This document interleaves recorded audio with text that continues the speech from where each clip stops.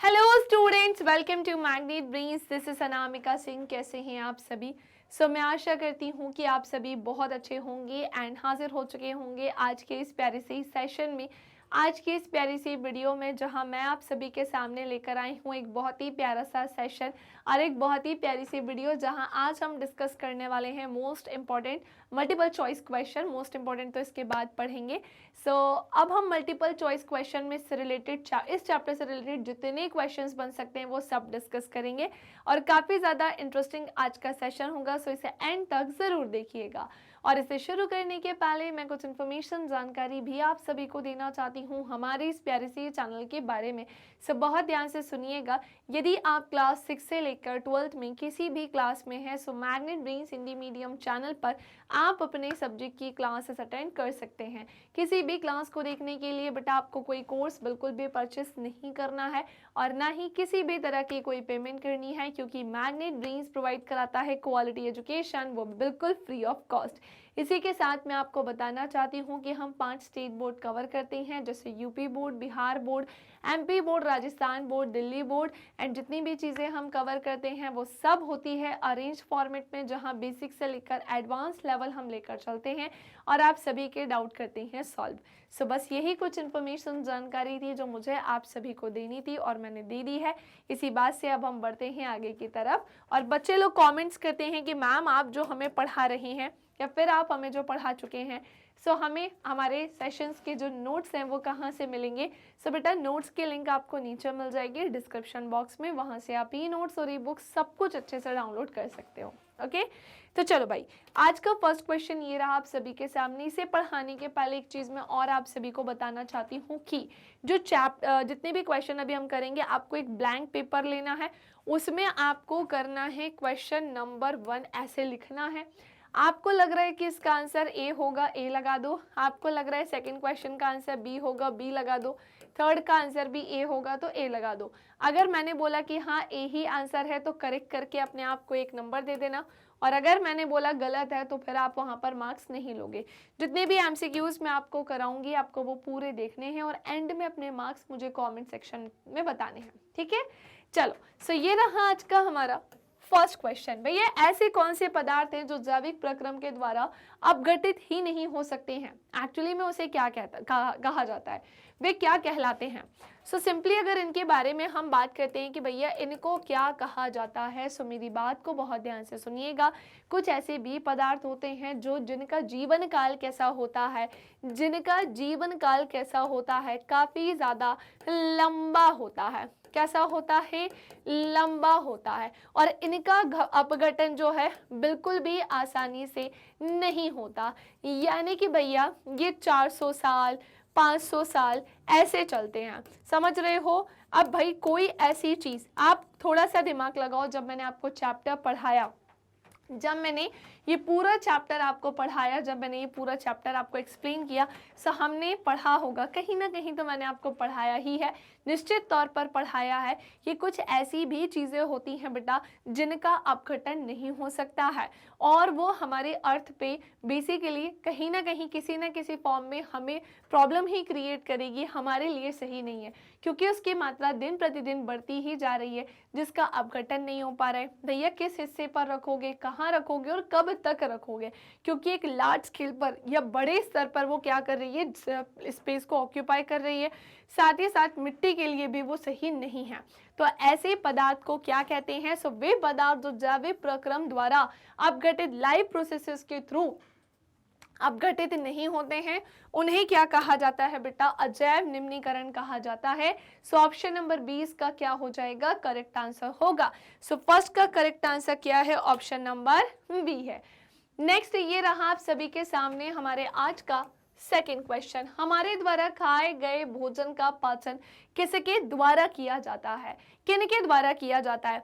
अच्छा एक बात बताओ, हमारे द्वारा खाए गए भोजन की जो बात चल रही है, मतलब किसकी बात चल रही है बेटा? ह्यूमंस की बात चल रही है।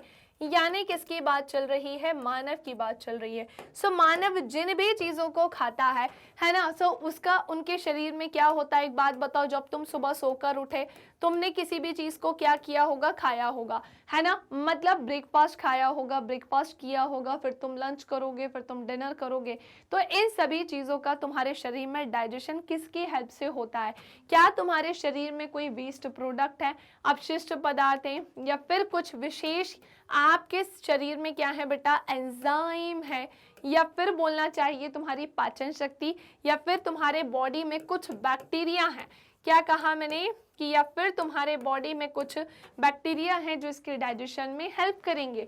तो ना तो ये आंसर है, क्योंकि ऐसा कोई बैक्टीरिया नहीं है कि जो तुम खाना खाओ और वो बैक्टीरिया तुम्हारे शरीर में उसका डाइजेशन कर दे, नहीं। या फिर पाचन शक्ति, या फिर अपशिष्ट पदार्थ, नहीं। इसका करेक्ट आंसर क्या होगा? एंजाइम। भैया जिंदा रहने के लिए हम क्या करते हैं? खाने को खाते हैं, और उसका हमारे शरीर में क्या होता है? डाइजेशन होता है। खाने के रूप में हम क्या लेते हैं? जैसे कार्बोहाइड्रेट हमारे लिए इम्पॉर्टेंट होता है, सो कार्ब्स हो गया, प्रोटीन हो गया, इसके अलावा फैट, यानी कि क्या हो जाएगा बच्चे? वसा हो जाएगा। सो ये सब चीज़ें हमारे लिए क्या होती हैं? बहुत ज़्यादा महत्वपूर्ण, बहुत ज़्यादा इम्पॉर्टेंट होती हैं। अब इन सभी के डाइजेशन के लिए हमारे शरीर में विशेष रूप से क्या पाए जाते हैं? एंजाइम, जो शरीर के अलग अलग हिस्सों में इन सभी का क्या करते हैं? पाचन करते हैं। सो क्वेश्चन नंबर 2 का करेक्ट आंसर क्या हो जाएगा? ऑप्शन नंबर ख ही होगा। ओके, अगला क्वेश्चन नंबर क्या है बेटा? 3 है, ठीक है। अगला क्वेश्चन जो कि क्या है? क्वेश्चन नंबर 3 है, वे पदार्थ जो जैविक प्रक्रम के द्वारा अपघटित हो जाते हैं उन्हें हम क्या कहते हैं? क्या वो जैव निम्नकरणीय है, अजैव निम्नकरणीय है, पारितंत्र यानी इकोसिस्टम, या फिर रासायनिक चक्र होते हैं? अच्छा एक बात बताओ, ऐसे पदार्थ जो इजीली क्या हो जाए? अपघटित हो जाए, उनका अपघटन हो जाए। जैसे इनमें क्या हो सकता है? हर वो चीज़ जो हम अपने घरों में डेली बेसिस पर करते हैं यूज़। फॉर एग्जाम्पल, हमारे घरों में हम सब्जियां लेकर आते हैं, सो उसके जो छिलके होते हैं उसका अपघटन आसानी से हो सकता है। फ्रूट्स लेकर आते हैं, उसका अपघटन आसानी से हो सकता है। लेकिन उसी के प्लेस पर अगर पॉलीथिन है, कांच की कोई चीज़ है, तो उसका अपघटन आसानी से नहीं हो सकता है। वो लंबे समय तक चलते हैं, 400-500 साल तक भी चलते हैं। मैंने आपको इनके जीवन काल के बारे में लिखवाया भी, एक चार्ट बनवाया था छोटू सा, एक एक्टिविटी की हेल्प से। ओके, सो ऐसे पदार्थ जिनका आसानी से अपघटन किया जा सकता है वो क्या हो जाएंगे? जैव निम्नीकरणीय पदार्थ कहलाते हैं। सो ऑप्शन नंबर का इसका क्या हो जाएगा? निश्चित तौर पर करेक्ट हो जाएगा, सही हो जाएगा। क्वेश्चन नंबर 4, किसी क्षेत्र के सभी जीव तथा वातावरण के अजैव कारक संयुक्त रूप से क्या बनाते हैं? अच्छा एक बात बताओ, किसी भी क्षेत्र के सभी जीव और वातावरण के जो अजैव कारक होते हैं वो आपस में मिलकर क्या भौतिक प्रक्रम बनाते हैं, रासायनिक प्रक्रम बनाते हैं, पारितंत्र बनाते हैं, या फिर हमारा एनवायरनमेंट बनाते हैं? पर्यावरण मतलब क्या होता है बेटा? परिधन आवरण होता है। यानी कि इसका मतलब पता है क्या हो जाएगा?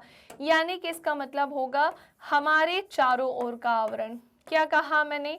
कि हमारे चारों ओर का आवरण ये होता है, हमारे चारों ओर का आवरण ये मेनली होता है, ठीक है। लेकिन ये आंसर नहीं है, क्योंकि बात चल रही किसी क्षेत्र के सभी जीव और हमारी एनवायरनमेंट के जितने अजैव कारक होते हैं, चाहे वो टेम्परेचर से रिलेटेड हो, चाहे वो वर्षा से रिलेटेड हो, किसी भी चीज़ से, वो सब आपस में मिलकर ही क्या बनाते हैं भैया?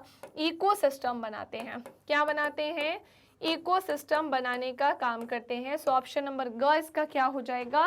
करेक्ट हो जाएगा। क्लियर? क्वेश्चन नंबर 5, भैया अब अजैव घटक में क्या क्या शामिल है? एक और क्वेश्चन कि निम्न में से अजैव घटक में कौन सी चीज शामिल होती है? सो अभी तुरंत ही मैंने जस्ट इस क्वेश्चन के ठीक पहले, मतलब 20-25 सेकंड के पहले ही मैंने बताया होगा कि टेम्परेचर ताप हो गया, है ना, वर्षा वायु हो गई, सॉरी वर्षा हो गई, इसी के साथ साथ वायु भी आती है, मृदा एवं खनिज, खनिज बोले तो जिसे इंग्लिश में हम क्या बोलते हैं, मिनरल्स बोलते हैं, यही क्या कहलाते हैं बेटा, अजैव घटक कहलाते हैं। यानी इसका आंसर क्या हो जाएगा, ऑप्शन नंबर ग हो जाएगा। सभी क्या है इसके करेक्ट आंसर हैं। सो निम्न में से अजैव घटक कौन से होते हैं, ये रहे सभी कि टेम्परेचर भी आ जाएगा, पानी भी हो जाएगा, वायु भी हो जाएगी, मृदा एवं खनिज भी है।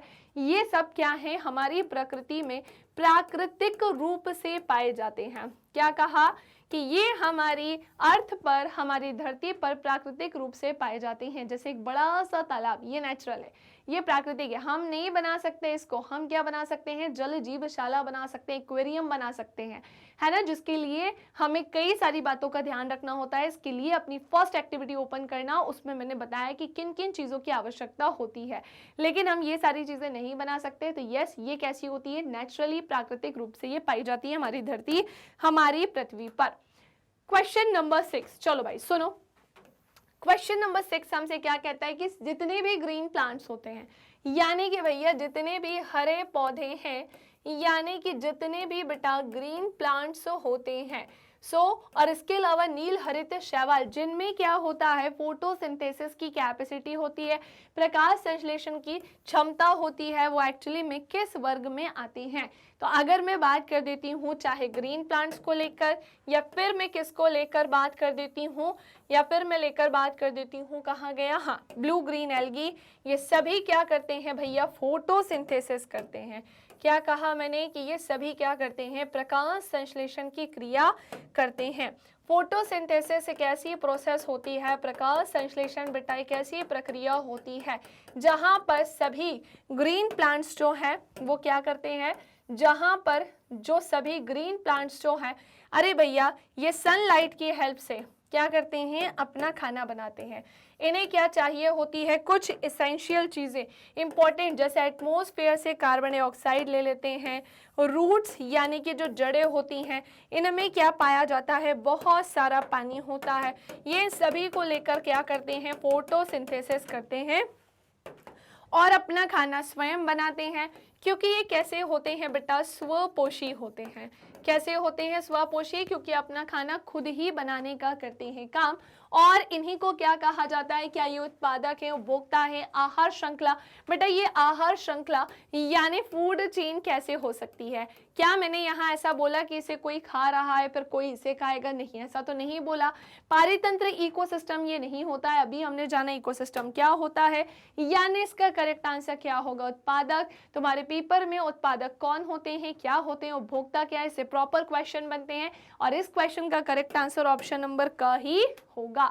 किसी भी उपस्थिति में अकार्बनिक पदार्थों से कार्बनिक पदार्थ जैसे कि शर्करा यानी चीनी एवं मंड का निर्माण कर सकते हैं, बिल्कुल कर सकते हैं।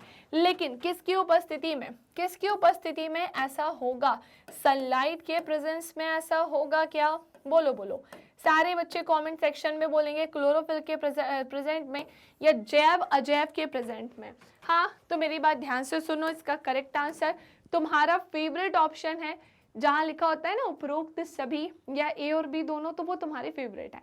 तो हर जगह तो ये खैर तुक्का काम नहीं कर सकता, लेकिन कुछ जगह समझ तो सकते ही हैं कि भाई सनलाइट इंपॉर्टेंट होती है ना, ये आ सकता है इसमें। और क्लोरोफिल भी होगा क्योंकि फोटोसिंथेसिस के लिए क्लोरोफिल भी मैटर करता है, जो कि कहाँ पाया जाता है, अरे भाई लीव्स में पाया जाता है, यानी कि बेटा पत्तियों में पाया जाता है। पत्तियों में क्लोरोफिल प्रेजेंट होता है, हिंदी में जिसे हम पर्णहरित बोलते हैं, जो कि एक तरीके का क्या होता है बच्चे, वर्णक होता है, यानी कि क्या होता है, पिगमेंट होता है। क्वेश्चन नंबर 7 का करेक्ट आंसर क्या होगा, ऑप्शन नंबर ग होगा। क्वेश्चन नंबर 8 सुनो, उपभोक्ता को कौन कौन से वर्गों में बांटा गया है। जनरली भी अगर आप अपने आसपास देखो तो हमारी धरती पर कई सारे लिविंग ऑर्गेनिज्म होते हैं, यानी कि भैया सजीव होते हैं। कुछ ऐसे सजीव होते हैं जो अपने फूड के लिए किस पर डिपेंड होते हैं, कुछ ऐसे भी सजीव हैं जो अब मतलब पूरी तरह से क्या होते हैं, एनिमल्स पर ही डिपेंड होते हैं। ऐसे सजीव जो पूरी तरह से जीव जंतुओं पर ही निर्भर है, उन्हें हम क्या कह देते हैं बेटा, मांसाहारी कहते हैं। ऐसे भी जीव होते हैं जो अपने फूड के लिए केवल और केवल एनिमल्स पर ही नहीं बल्कि प्लांट्स पर भी करते होते हैं डिपेंड। उन्हें हम क्या कहते हैं, प्लांट्स बोल दो या कह दो कि वो जीव जंतु नहीं, केवल प्लांट्स पर, फ्रूट्स पर डिपेंड होते हैं। तो फिर हम क्या बोलेंगे कि वो कैसे हैं, केवल शाकाहारी हैं, वो केवल और केवल साग सब्जी ही खाते हैं। लेकिन भैया जो दोनों का सेवन करते हैं उन्हें क्या कहा जाता है, मांसाहारी कहा जाता है।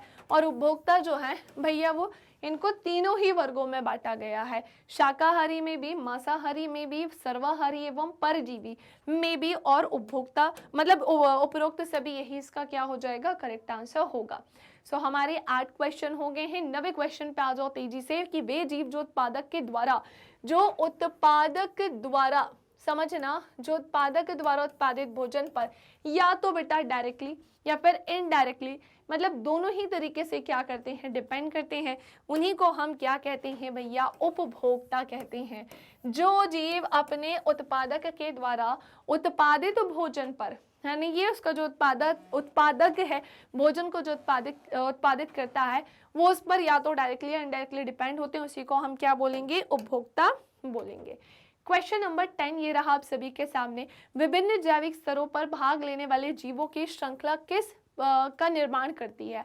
अच्छा एक बात बताओ, हमारी धरती पर जितने भी सजीव हैं, क्या हम सारे ही सजीव, चाहे मैं एक छोटे से अमीबा की बात करूं, एक बड़े से हाथी की बात करूं, हम ह्यूमंस की बात करें, डॉगी की, कैट की, सांप की, जलीय जीवों की, मछली की, तो फिर एक बात बताओ, क्या हम सभी सेम फूड खाते हैं?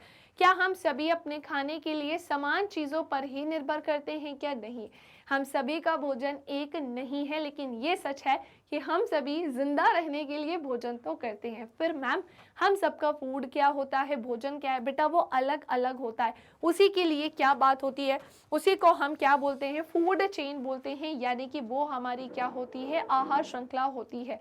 हम एक अजगर नहीं खा सकते, लेकिन एक अजगर हमें खा सकता है। समझ पा रहे हो कि नहीं, हम उसे जिंदा नहीं निकल सकते, वो हमें जिंदा निकल सकता है। ऐसे ही हमारे लिए चीज़ें फिक्स्ड हैं, हम घास फूस पर जिंदा नहीं रह सकते हैं, हमें जिंदा रहने के लिए चाहिए वेजिटेबल्स, हमें चाहिए क्या, फ्रूट्स। कुछ लोग नॉन वेजिटेरियन होते हैं तो वो नॉन वेज खाते हैं। तो बेसिकली देखा जाए, हम अपनी चीज़ों पर क्या करते हैं बेटा, हम अपनी चीज़ों के लिए क्या करते हैं बेटा, अलग अलग चीज़ों पर निर्भर करते हैं। है कि नहीं है, समझ में आया कि नहीं आया इतना? चलो चलो अब जल्दी से आगे की तरफ बढ़ते हैं, आगे की तरफ चलते हैं। अब बात आती है कि विभिन्न जैविक स्तरों पर भाग लेने वाले जीवों की श्रृंखला जो है उसे क्या कहते हैं, वो किस चीज का निर्माण करती है? ऑब्वियसली वो निर्माण करती है भैया फूड चेन का। किसका निर्माण करती है? सो वो निर्माण करती है बेटा फूड चेन का, जिसे हम क्या बोलते हैं, आहार श्रृंखला बोलते हैं। ओके, नाउ नेक्स्ट क्वेश्चन, जीवाणु और कवक जैसे सूक्ष्म जीव किन अवशेषों का अपमार्जन करते हैं? मृत जीव का, जीवित का, कौर का दोनों, या फिर गले सड़े पदार्थ का? मेरी बात ध्यान से सुनो, इसका करेक्ट आंसर क्या होगा? केवल मृत जीव।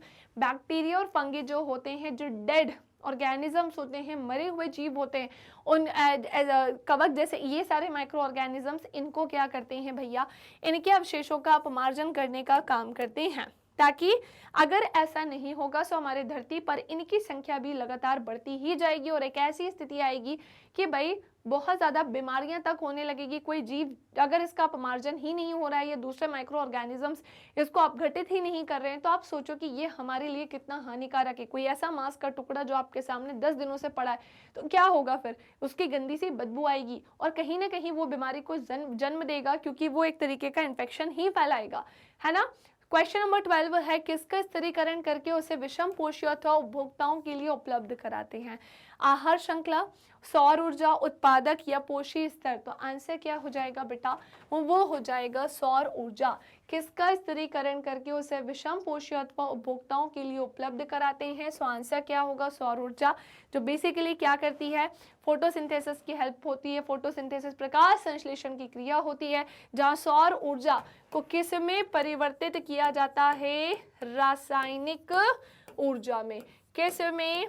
केमिकल एनर्जी में, यानी कि रासायनिक ऊर्जा में। अगला क्वेश्चन, क्वेश्चन नंबर 13, शाकाहारी अथवा प्राथमिक उपभोक्ता किस स्तर के होते हैं? जो शाकाहारी और प्राथमिक उपभोक्ता है, मैंने तुम लोगों को इस तरह से पोषी स्तर के बारे में पढ़ाया है ना? याद करेंगे और सारे बच्चे मुझे कमेंट करके बताएंगे क्या तुम्हें याद आ रहा है। मैंने तुम्हें 4 पोषी स्तर पढ़ाए हैं। सबसे पहला क्या था बेटा? उपभोक्ता था, ठीक है। फिर हमारा क्या था? अच्छा, सबसे पहला क्या था? उत्पादक था। फिर हमारा प्राथमिक उपभोक्ता आ जाएगा। पहला क्या है? उत्पादक है।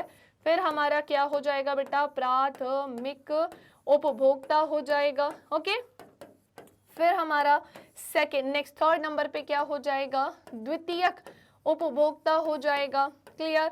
और फिर हमारा क्या होगा? चतुर्थ उपभोक्ता हो जाएगा। इस तरह से जैसे जैसे ये बढ़ता जाता है, चौथे तक पहुंचते पहुंचते एनर्जी लेवल क्या हो जाता है? बहुत कम हो जाता है।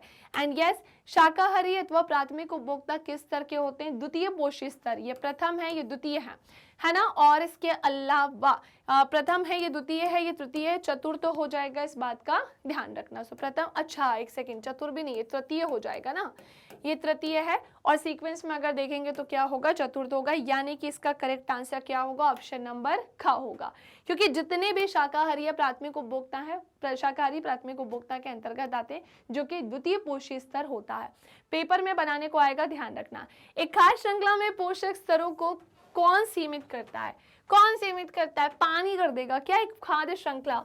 यानी कि भैया जो फूड चेन है उसमें जो पोषक स्तर है ना, फूड चेन में जो पोषक स्तर है उसको कौन सीमित करता है? पानी, वायु, मिट्टी। आंसर है बेटा पोषण स्तर में ऊर्जा का कम होना। क्योंकि जैसे जैसे स्तर बढ़ता जाएगा, ऊर्जा का स्तर इनमें क्या होता जाएगा? कम होता जाएगा।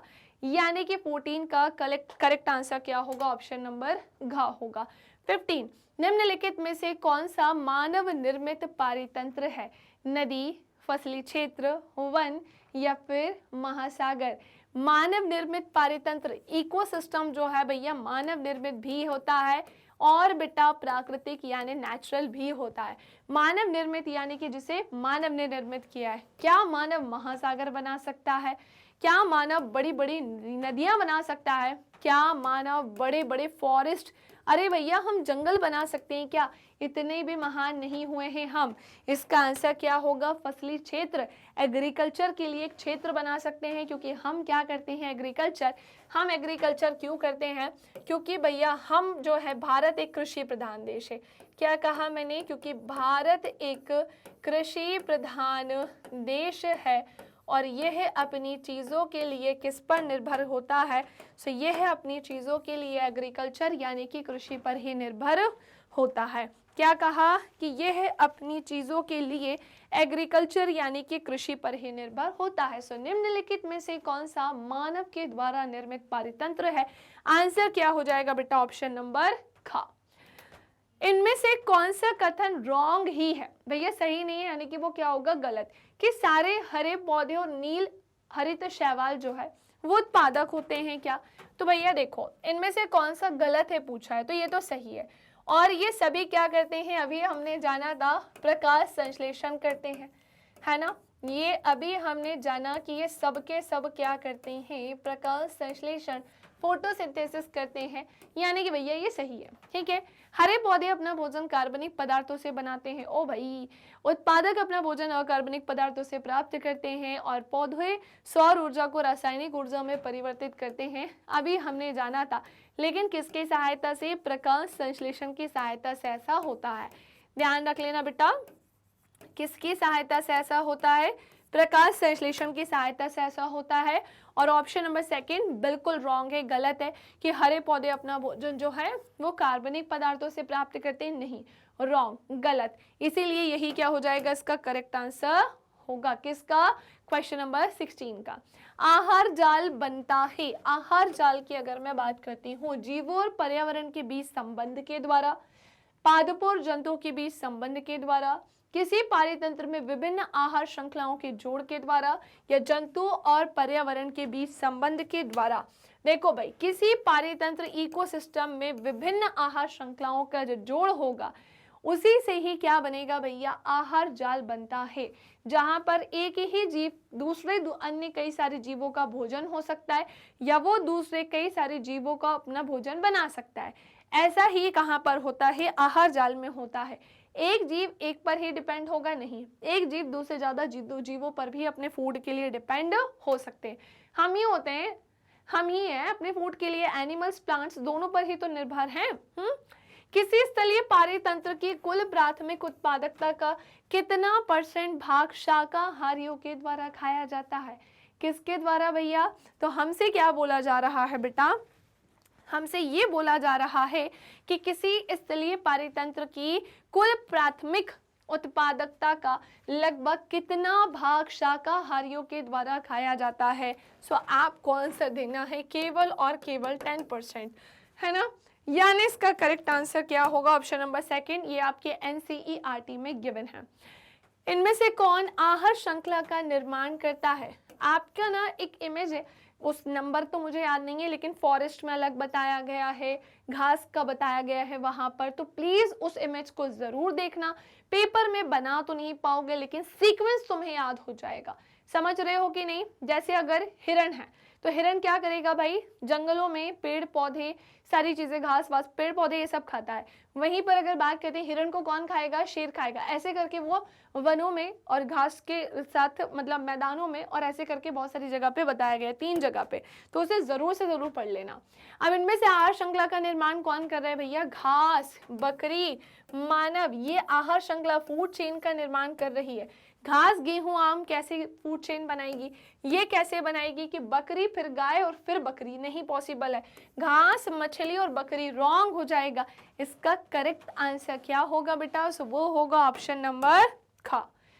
आज का लास्ट क्वेश्चन ये रहा आप सभी के सामने। अपघटक के रूप में कार्य करते हैं भैया, कौन करते हैं, विषाणु, गिद्ध, चील या फिर जीवाणु करते हैं? तो अपघटक के रूप में काम करते हैं बेटा कौन, छोटे छोटे बहुत सारे बैक्टीरिया, यानी कि क्या बोलेंगे हम इन्हें, जीवाणु बोलेंगे। छोटे छोटे बहुत सारे बैक्टीरिया यानी कि बच्चे कौन करते हैं, जीवाणु करते हैं। अरे समझे कि नहीं समझे? सो दैट्स इट, आज के लिए इतना ही।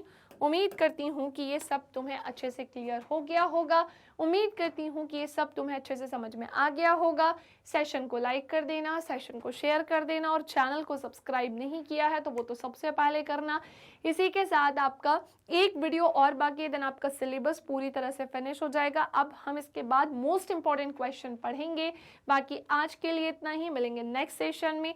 आप मेरी लाइव प्लस रिकॉर्डेड क्लासेस कहाँ देख सकते हैं, यूट्यूब पर देख सकते हैं। लाइव प्लस रिकॉर्डेड क्लासेस आपको मिल जाएंगी। एप्लीकेशन के थ्रू भी आप मुझसे जुड़ सकते हैं और वेबसाइट के थ्रू जुड़कर भी आप मेरे सेशंस अटेंड कर सकते हैं।